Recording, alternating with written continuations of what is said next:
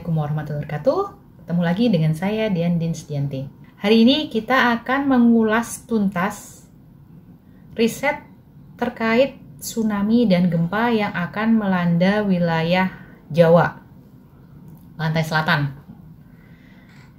Namun sebelum itu, saya minta tolong kepada teman-teman untuk klik tombol subscribe-nya bagi yang belum dan share ke seluruh media sosial yang kalian punyai.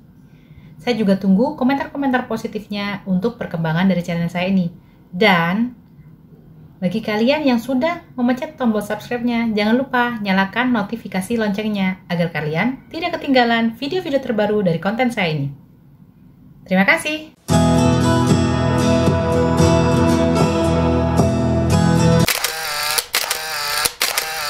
Beberapa hari belakangan ini, kita dikejutkan dengan berita terkait hasil riset dari ITB yang menyatakan akan terjadi gempa dan tsunami di pantai laut selatan Jawa. Sebetulnya riset ini mengacu pada katalog Weizmann, di mana di katalog ini menjelaskan bahwa di daerah zona subduksi selatan Jawa ini, dia sering terjadi gempa besar yang berulang setiap 400 sampai dengan 500 tahun sekali. Nah, 400-500 tahun sekalinya itu dalam waktu dekat ini. Jadi kisaran di bulan ini seperti itu. Itu bunyi risetnya. Nah, di sini juga diapresiasi oleh tim BMKG, dan BMKG juga mengucapkan terima kasih kepada tim riset dari ITB karena ini merupakan peringatan dini bagi kita semua. Karena memang ini adalah pengelolaan data, tapi bukan ramalan yang tidak berdasar ya. Jadi ini sebetulnya berdasarkan dari data-data. Gempa megatrust. Gempa megatrust ini berpotensi menimbulkan tsunami setinggi 20 meter dan ini bisa terjadi kapan saja. Jadi tingginya itu akan bervariasi dari Pulau Jawa ujung, jadi dari Jawa Barat ke Jawa Timur, dari Banten tentunya ya. Kalau Jawa Barat itu kan dari Banten yang paling ujung sampai dengan di Jawa Timur. Itu tingginya juga akan bervariasi karena kita juga nggak tahu kan patahannya ada di sebelah mana. Studi mereka itu menggunakan inputan area seismik pada gap di zona megatrust. Jadi riset ini masukannya itu adalah dari seismik di zona sumber gempa megatrustnya, yang jadi dijadikan permodelan gitu ya. Jadi ada permodelan itu memang mengambil titik di zona gempa megatrustnya itu. Nah, dia memakai dua skenario. Jadi skenario pertama, jadi gempa megatrust terjadi di lempeng yang dekat dengan Jawa Barat. Jadi lempeng itu yang akan pecah. Seperti itu skenario pertamanya. Nah, skenario keduanya adalah lempeng yang di dekatnya megatrust yang ada di Jawa Timur, ujung Jawa Timur. Bisa jadi kedua lempeng ini saat pecah bersamaan dan dia akan menghantam nih. Nah, ini bisa membuat terjadi gempa sebesar 9,1. Nah, itu sudah pernah terjadi, yang 9,1 itu di Aceh. Seperti ya mungkin simulasinya akan seperti itu gitu ya. Nah, tapi ketinggian maksimum tsunami-nya adalah 20 meter sampai dengan 12 meter. Jadi 20 meter itu di titik Banten dan 12 meter itu di titik Jawa Timur. Tapi perkembangan terakhir itu nggak cuma melanda Jawa, jadi semua pesisir selatan ini, jadi Sumatera pun juga kena. Tetapi mungkin karena dampaknya lempengnya mendekati Pulau Jawa, dampaknya lebih besar di Pulau Jawanya, seperti itu. Dan dari hasil riset ini juga diperkirakan tsunami untuk sampai ke daratan itu diperkirakan sekitar 20 menit dari kejadian gempa surut.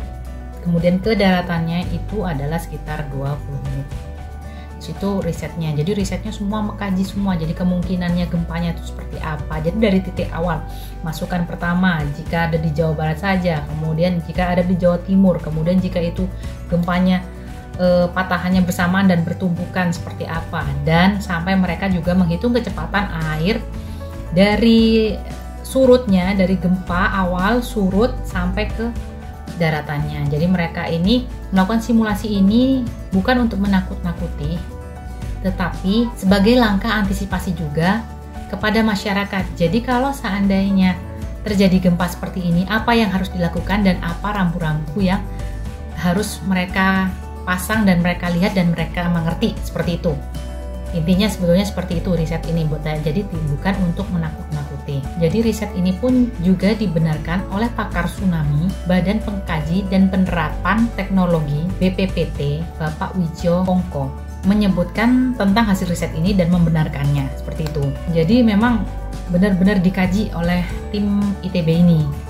Nah, mendengar hal ini, pemerintah daerah Jawa Timur itu langsung melihat mana sih daerah-daerah yang berpotensi terkena dampak yang sangat besar dari tsunami ini. BPBD-nya itu menyebut ada 9 kabupaten atau kota yang akan terkena dampak dari tsunami ini. Kota mana saja atau kabupaten mana saja yang terkena? Yang pertama itu adalah Pacitan, yang kedua Trenggalek, yang ketiga Tulung Agung, yang keempat Kabupaten Blitar, yang kelima Kota Blitarnya, Kota Madya ya, Kota Madya Blitar, yang keenam Kabupaten Malang, yang ketujuh Lumajang, yang kedelapan itu Jember, dan yang terakhir adalah Banyuwangi. Itu yang di ujung Pulau Jawa, itu adalah Banyuwangi. Mereka memperkirakan bahwa daerah-daerah ini, sampai mereka juga memetakan desa-desa mana yang terparah yang akan terkena dampaknya. Apa sih yang akan dilakukan oleh mereka semua untuk menanggulangi seperti ini? Jadi langkah-langkah mereka untuk memitigasi terjadinya tsunami ini, yang pertama adalah mereka meningkatkan kegiatan sosialisasi dari mitigasi. Jadi mereka mengadakan sosialisasi. Jadi untuk pencegahan ini mereka sosialisasi mitigasi apa yang harus dilakukan oleh masyarakat untuk terhindar dari tsunami. Yang kedua itu adalah melakukan latihan. Jadi nggak cuman sosialisasi saja, tapi warga ikut dilibatkan. Kalau seandainya terjadi seperti ini, simulasinya seperti ini, kita akan lari ke sini, seperti itu. Yang ketiga adalah memasang dan menata rambu-rambu. Seperti ya kan ada yang menuju arah evakuasi. Kan pernah nggak kalian lihat rambu-rambu yang seperti ini?